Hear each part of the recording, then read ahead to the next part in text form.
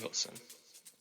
Hello, dear friends, and welcome to another episode of Life of Love, where we spend our time interviewing amazing people, producers, creators, and they give us tips on how to live a life of magic and joy and show up every day as our best self. And so I'm super excited to introduce Adam Hart today. He is an amazing journeyman of health and wellness and inspiration. And I read his book and I've explored his website and his work, and I'm just honored to have him as a guest. I know that he's going to give us some great ideas and some insights, and just welcome, Adam. Thank you for being on Life of Love. Thank you, Julie. I appreciate you having me. Yay. So Adam is the founder and CEO of Power of Food. He has a website called poweroffood.com and a book, Power of Food. So you know where he's headed. He's presented his life wisdom in over 400 presentations, which guide others to reclaim their health and happiness through enhanced emotional resilience. Adam, it's just such a pleasure to have you here today. And, you know, the whole idea of living a life of love is what your book is centered around, and it's self-care, and it starts with having the most resources available. So, you know, if you can show up with your most healthy state, it seems like from what you were writing about, what I read, is that you can show up with the most resource, that you can deal with stress and emotional conflict so much better when you're in a good place in your body. So I'm just really excited, and I would love for you to share your story and how you were in your 20s and your body was aging and giving you signs, and what you sort of lived through to get to where you are to now as an advocate. Yeah, well, and I appreciate it. And I would imagine lots of us out there can relate. At a young age, I had a very poor relationship with food in particular, and the stress that I was going through as a child led to me having a very strong sugar and food addiction that led to me becoming pre-diabetic and overweight and suffering with ADHD and anxiety and depression. And so lots of self-worth, self-esteem, guilt, and frustration thinking. And I had my rock bottom moment in my mid-20s, and it was just, I guess I got to that point where I just surrendered, because I had tried so many diets and I tried so many fitness programs, and I tried meditation and I tried yoga and I tried medication and I tried therapy. And, you know, I was doing what society was always telling me I'm supposed to try to do to feel better, but nothing was working. And I just got to that rock bottom moment where I was like, okay, I give up. What do I do now?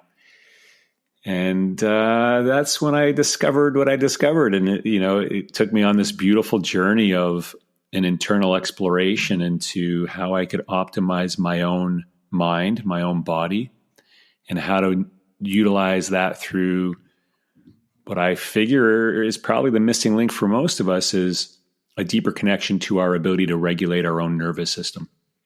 And when I began that journey into nervous system regulation and learning how to use practices and tools that fit my life, it transformed almost immediately my relationship to myself and my relationship to everybody else around me in the most beautiful ways. That is lovely. And the self-regulation it's huge, because it's you're owning it. It's the ultimate empowerment, is knowing where you are and what you need. And I love it, because that's where the magic comes in, when you surrender and you're like, well, what am I missing? What do I need to see? And that question of, you're not going to get spoon fed. It's not someone else's responsibility. It's on you to figure out what works for you. Oh man. I love how you were looking for fitness and you didn't like the gym. And so would you share with the audience about getting your passion for rock climbing? Yeah. The climbing was such a beautiful manifestation. Again, it was that rock bottom moment where I was just giving up, didn't know what else to do. And I just happened to stumble upon an indoor rock climbing gym, and I got motivated to go inside. And right away, I was looking around this indoor climbing gym, and I was starting to go into a panic attack without even getting on the wall. But there was something about it that I said, okay, I'm going to try this. And I got into the harness and I started climbing up the side of the wall, and I went into a panic attack, and I started to yell at my buddy to let me down. And, he let me down, and I could feel my nervous system just going into overdrive. But there was something about it that was quite appealing, because it was an immediate recognition that the more I was climbing, the more I was actually starting to understand how I could regulate my own response to the anxiety of it. And when I recognized, wow, I can actually control the anxiety when I'm climbing. And it took me quite a while to really understand it, because I knew climbing was helping me feel more peaceful, more calm, because you're just so focused on the movement and focused on your breath. And I became addicted to the freedom it was giving me from my own mind. But as I got really involved in climbing and took it to a higher level, that's when I really deepened my understanding of, I'm spending hours and hours a day, multiple days at a time, in the immersion of my own nervous system regulation. Because it's a real fight or flight scenario when you're climbing outdoors and you're high up on a mountain, which is where I eventually took it. And you got all this beautiful exposure down all around you, and your mind would love to disrupt that in a big way. And my ability to reset my mind in those moments and bring peace and calm and strength back, I said to myself, okay, there's something about what I'm doing in terms of being able to regulate my nervous system in the moments of life where my brain is trying to trigger me. In the moments was the key. And nobody had ever told me that, hey, Adam, you can work with the moments of your life and teach your brain to let go of the use of certain triggering thoughts so that you can become more immersed in your own body experience of life, your heart experience of life. And so when I started to understand the full extent of what I was doing with my nervous system and what the biology actually was, I said to myself, okay, what's the first place I could bring this into that I know that I have anxiety in these other areas of my life? And the first one I brought it to was my sugar addiction. And I said, okay, every time I have a craving and my brain tries to get me to react to sugar, I'm going to pretend I'm on the side of a big cliff. And I'm going to do the exact same nervous system resetting practice that I do in the moments climbing, but I'm going to do it before I react to eating the sugar. And it was the first time that I had ever found something that actually worked in a way where I didn't have to restrict myself through any crazy diet that created more stress and more frustration and more guilt, and brought me immediate relief. And all I had to do was just be so disciplined in the moments I was craving sugar to do this actual reset, which is called heart flow. It's a 33-second breath practice that teaches your nervous system to teach your brain that it's safe, that it can let go. And it began to change the way I was craving things, in particular to the foods that I was stuck addicted to, in a way where I had more space to start to manifest all the rest of the beauty of food that became the Power of Food book. All came from working with the moments of life in this way. I heard you talk about mindfulness and the whole idea about the heart flow and being connected to the heart and knowing your goal. Your goal is, you set your goal, your intention. And we talked about in the pre-interview, everything starts with your intention, that you were not going to have that sugar, that the sugar was harmful, it was inflammatory, it was preventing you from showing up as your best self. And you took the heart flow breathing and used it. It's beautiful. And when I want to quote your book, and it says, you wrote in your book, strengthening love, care, and respect for yourself. Eating living food is another very powerful act of love. So it just makes sense that you went to a heart breathing technique to get to your food goals, because it all comes back to self-love and what your body needs. It's so powerful. Yeah, I mean, there's an element of what many of us are stuck in terms of the daily grind. And, I'm speaking actually specifically to the parents out there, because that's me. And I know what it takes to be a present parent. And we're kind of in an epidemic now where we aren't providing a safe, emotionally safe environment for our kids because our nervous systems are just so disrupted by the way the brain operates. And so food is just one of those beautiful opportunities to notice how you're being triggered by food and begin to work with those triggers in a way where you're not stuck in the frustration of your reactivity, but how can I use the frustrating thoughts?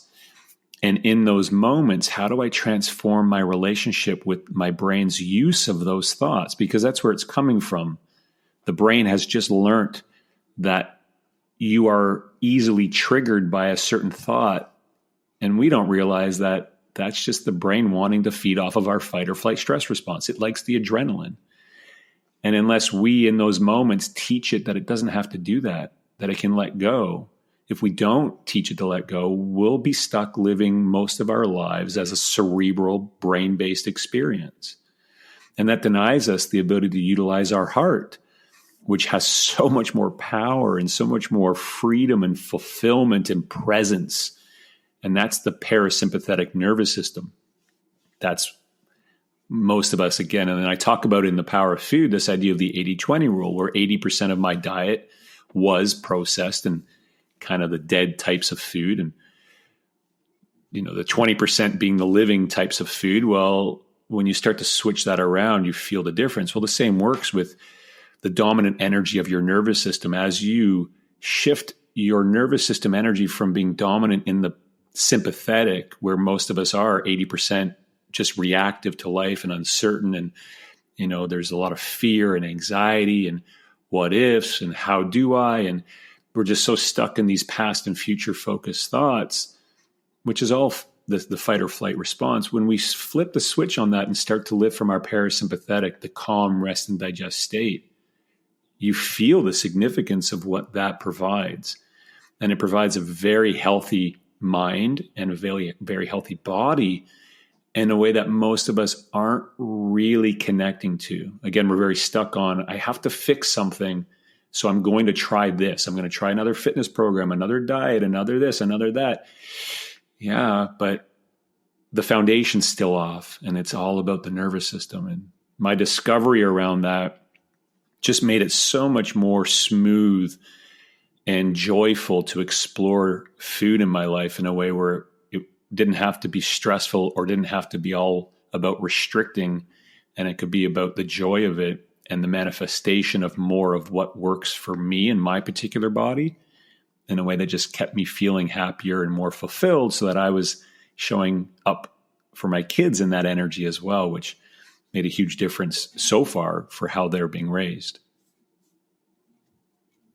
It's so huge. And I want to encourage people, because what I found from your book was that it's in your philosophy on eating, it's not a one size fits all, but if you can introduce these high nutrition foods, your power foods that you talk about, the living foods, that, just having those in your diet can help you be more present, because you're going to have better energy from them, because you're going to get away from the GMO flour. Like you said, it's just empty calories.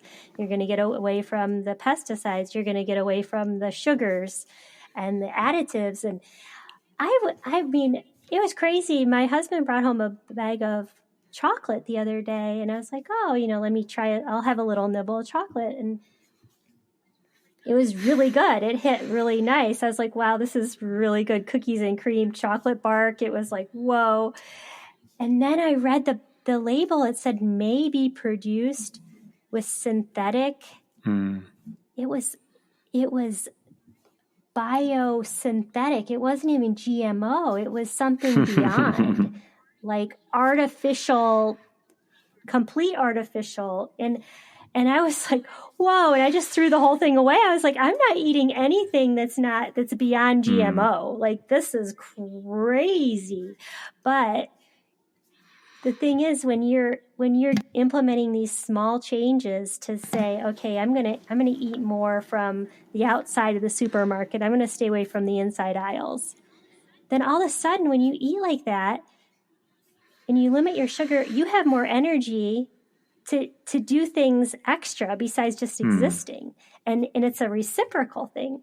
And so that's why I want to give people hope, is that it's just baby steps. And like you said, just count, what you had for lunch. If you had, a pepper and a piece of lettuce, that's 2 points. If you had bread and turkey, that's 2 minus, but sort of evens it out. But it starts getting you what you do is you start to raise people's awareness of the positive and negative, and how they can equal out, and how you can tilt the scales to be more toward your advantage. So it's very empowering. And in the whole thing about food and it being important and being something, a ritual, it helps the family unit. It helps the kids know that they're cared for and that they're in a loving home. When you sit down and you share food and you explore flavors, and maybe it didn't turn out the way it did last time, but that's a talking point. And it's like a whole, I know that our family dinners are my cherished times. And even when I'm worn out and I don't feel like cooking, and I throw a meal together and we can sit down and enjoy it, it just changes my day.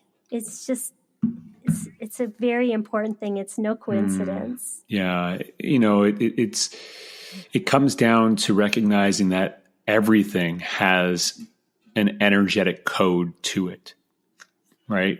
If we look at the science of it, so quantum physics, everything is made up of energy, and we're vibrating an energetic force. And I think it's measured as 6 feet outwards from our body. And so if food also interacts with that, well, let's not look in terms of what I have to eliminate. Instead, why can't we look at it in terms of what can I add in? And the adding in, if you're in tune with your own energy and you're not stuck in frustration about the diet you've been told you got to go on, or the fact that you want to stop craving the alcohol or craving all the sugar or whatever it is that you're stuck somewhat addicted to as an escape to how you're feeling emotionally. And you can start to pull some things in that are a source of light.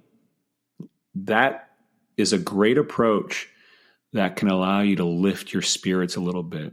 By adding in hemp seeds, for me, hemp seeds was the one food that really is where the title of the book came from, The Power of Food. I couldn't believe that I had discovered this beautiful plant-based protein source that was making me feel energized, was making me feel less hungry and more sustained and more focused. And all I had to do was add these seeds into my processed food, and I was feeling better from it. And eventually that source of light, which was just the one food at first, took over some of the processed foods to where I was like, well, I don't like eating processed cookies anymore as much as they were my number one source of my sugar addiction.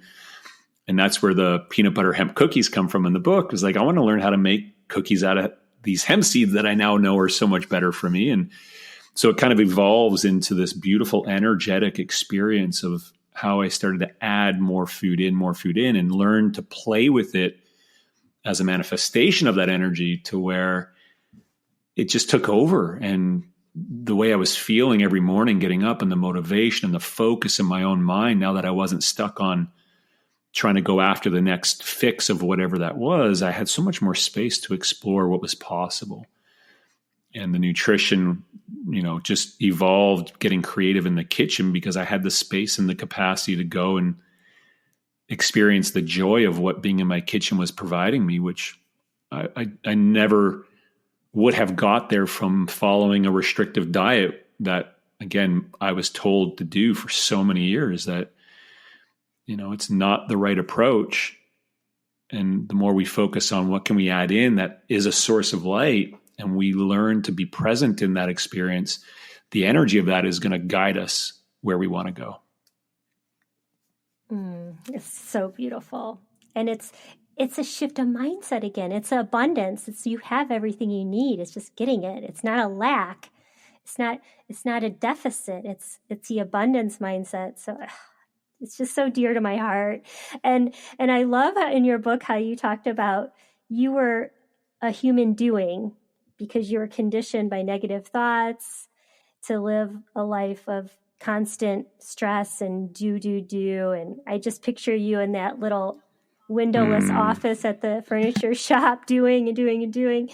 And then you decided you wanted to be in the powerful, energizing existence of a human being. And that's what you're speaking about, is being a human being, not a human doing, like experience, be in that moment.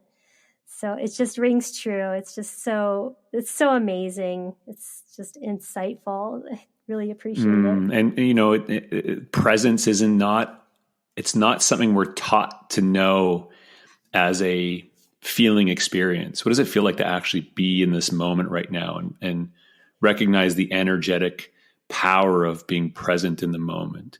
We have glimpses of it. Anybody you chat with and you say, well, what are the moments that you were feeling most excited in your life? And you'll get when I met my partner, or when at the birth of my child, or maybe it was during a very intense sport where you have this moment of connecting to what's known as the flow state. And that's presence. That's not being lost in the 70,000 thoughts that we have on average every day. That's actually being at peace in the moment. And that has an energy to it and has a feeling to it. And it's something that I never knew that I could have such a deep, intimate relationship with when I was stuck as a human doing. And modern society definitely has us at a state where we have lost the ability to adapt to the amount of pressure, the amount of urgency, the amount of agitation and fear that's being thrown at us from all the different aspects of society, that we just get lost in our own minds and we don't even know what it feels like to be present. We're just stuck in this constant looping pattern of the way the brain likes to lock us into our past and our future. And so as we learn to utilize our own biology and our nervous system in particular, and learn what regulation can bring us in terms of that experience of feeling presence, you start to recognize that that's it. Like, that's where life is lived. And from there, you get to have a different relationship with food. You get to have a different relationship with fitness. You get to have a different relationship with your sleep, with your kids, with your partner. It all comes from cultivating a deeper relationship with presence. And presence is a biological state. It's a state of your nervous system. And it can be optimized if we have the right tools and the right support around us. And that's my mission, especially for parents, is to have access to what are those tools, and how do you bring that energy into your own life, into your own way of being, and into the lives of your kids and everybody else around you. Well, that segues into my next question, Adam, because I wanted you to talk about the first 10, your first 10 practice. And would, that could be something you do with your children. I mean, it'd be a very nice thing to do before breakfast or just after breakfast, to set the tone of the day. I'm not sure if you've ever thought of that, but can you share with the audience about your first 10? Because I thought it was amazing. I appreciate that. And I mean, the My First 10 practice, which, all my clients, this is kind of the key next step after there's kind of a 6-step process. I call it the Unleash Your Energy Roadmap. And the first step is to just get very familiar with some of the trigger points in your life. What's poking at you more than any other area. And there'll be some dominant themes that show up. And then it's a matter of being able to start to work with some of those triggers to teach your mind to let go, like to let go of your kids as a source of trigger, to let go of your partner as a source of a trigger, to let go of food as a source of a trigger. Then the next step, so step number 3, is to get in touch with what you do want. Like, how do I want to feel around food? What do I want that experience to be like? And as you get into steps 4 and 5, that's where My First 10 comes in.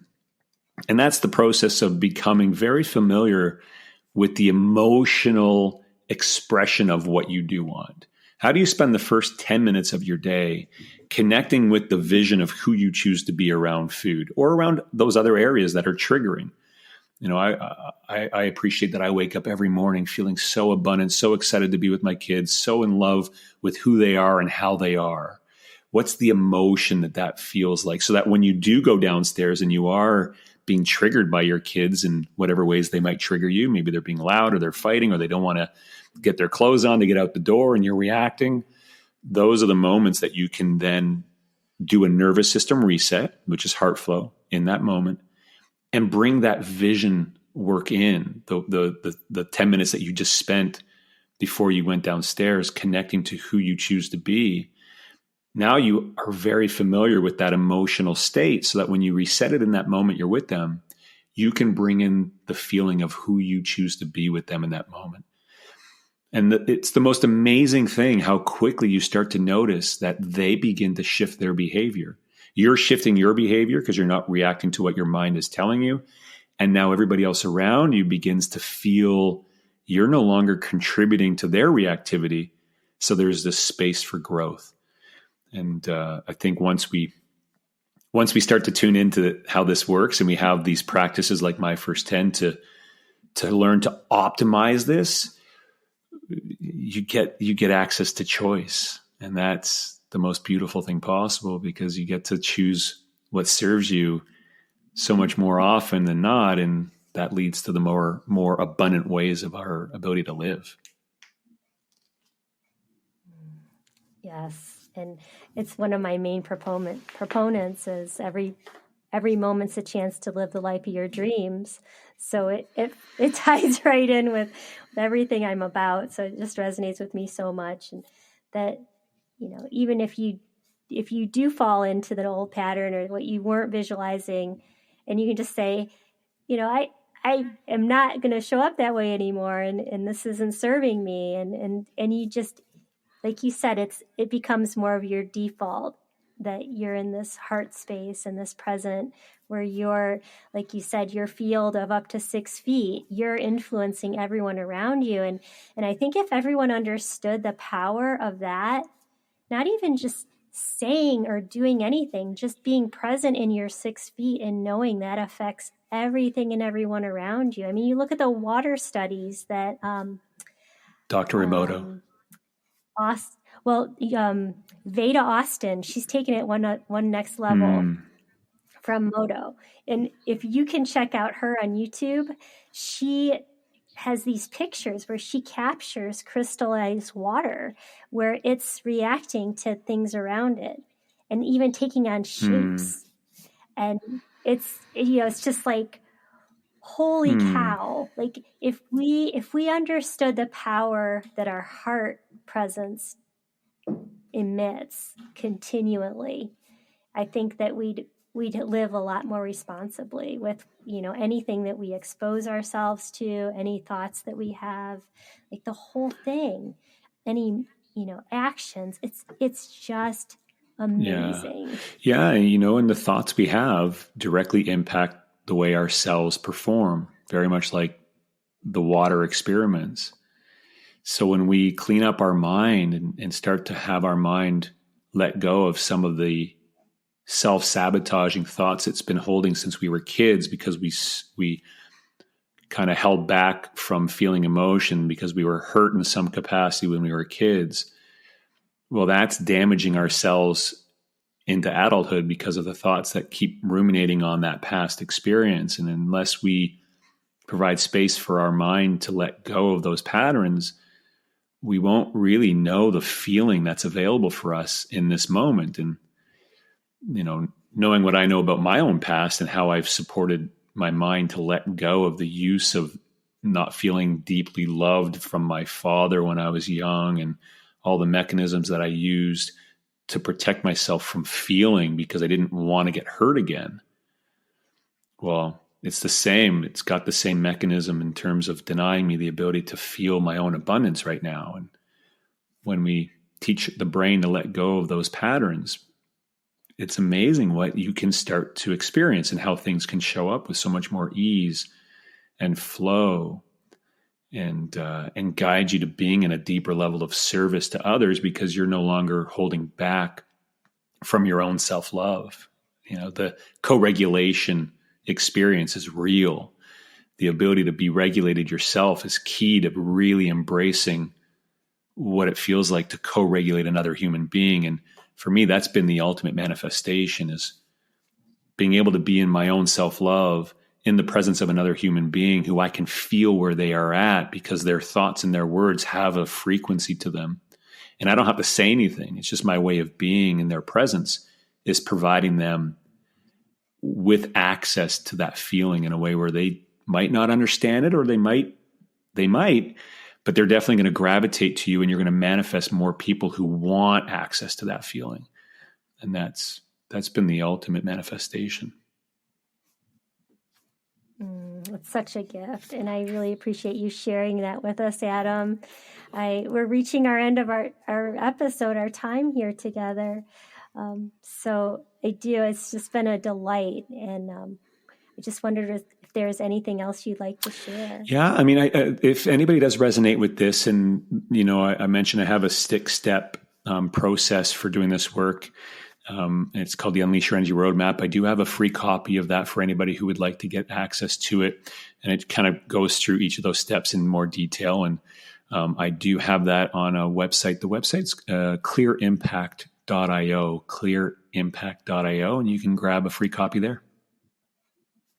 Oh, great. Thank you. And I mean, I would recommend your book because it has some delightful recipes. I didn't get to hold the paper copy because you sent me the PDF, but I bet it's over half recipes. There's, I believe, almost 100 pages of recipes. Yeah. And I love that some of them are 5 minutes or less. Like, that's amazing. And then there's some that are going to take you a little time with the food dehydrator, but I love how it can meet you where you are on that day, and you can just work some of those tips into your life like right away. That's great, Julia. Thank you for having me. I really appreciate it. Yes. Well, I look forward to sharing this, and I look forward to following you and all the wonderful things you're doing. And thank you for your contributions to humanity. Thank you so much. I appreciate that.